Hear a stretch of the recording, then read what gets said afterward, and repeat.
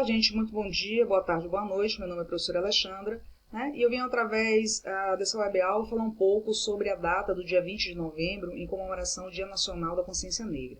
O título que a gente abre é A Escravidão na África rumo ao Brasil. No século XV, século XVI, mais ou menos, o continente africano era habitado por povos de diferentes etnias, organizados de diferentes maneiras, né?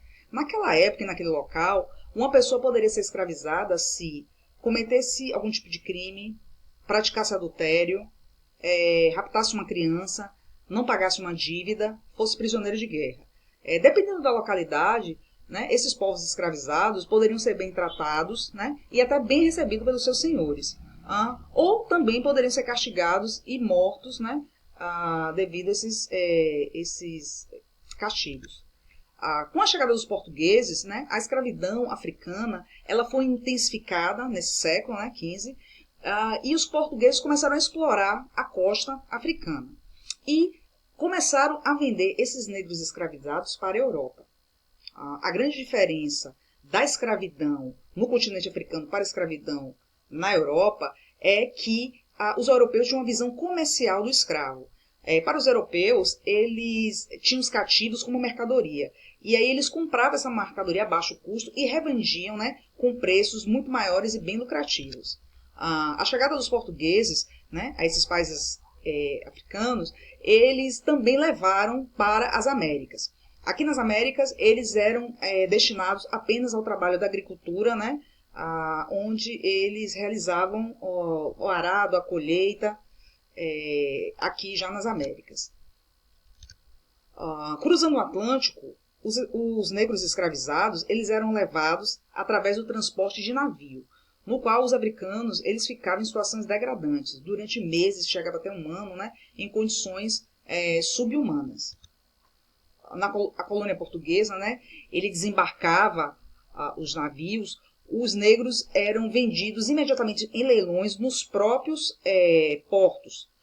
E nesses leilões, as famílias já eram logo de imediato separadas, né? Era destinado a donos diferentes, né? Então, seus filhos, seus maridos já eram separados naquele momento. Muitos até jamais voltaram a se ver novamente. A vida desses povos era cheia de privações. As condições de vida do negro escravizado variava de região para região, né? Mas, de modo geral, eles eram submetidos a trabalho pesado, né? E ele tinha total desamparo social. Ele não tinha nenhuma medida que pudesse cuidar deles. Eles viviam em condições subhumanas e não tinha nenhum outro olhar, né, para as condições de vida daqueles povos. A senzala era o local de prisão e também é o local de moradia desses cativos, né? Ela era aberta e naquele local se viviam crianças, homens e mulheres sem privacidade nenhuma. As condições de trabalho eram péssimas. Nos engenhos de açúcar, os cativos, eles trabalhavam horas e horas ao sol, né? Eles sofriam diversos acidentes provocados pelas ferramentas, né, na hora da utilização do corte da cana, né? E os próprios maltratos na hora da colheita. Nesse momento surge um sentido de luta por dignidade. E a principal resistência desse povo era a fuga. Surge nesse momento os quilombos, né? Esse momento de revolta. E através dos quilombos, né? Essas aldeias criadas em locais de difícil acesso, os cativos surgiam. E lá eles procuravam reconstruir, né? E fazer as suas vidas, dar continuidade às suas vidas, aquelas que eles deixaram lá no continente africano.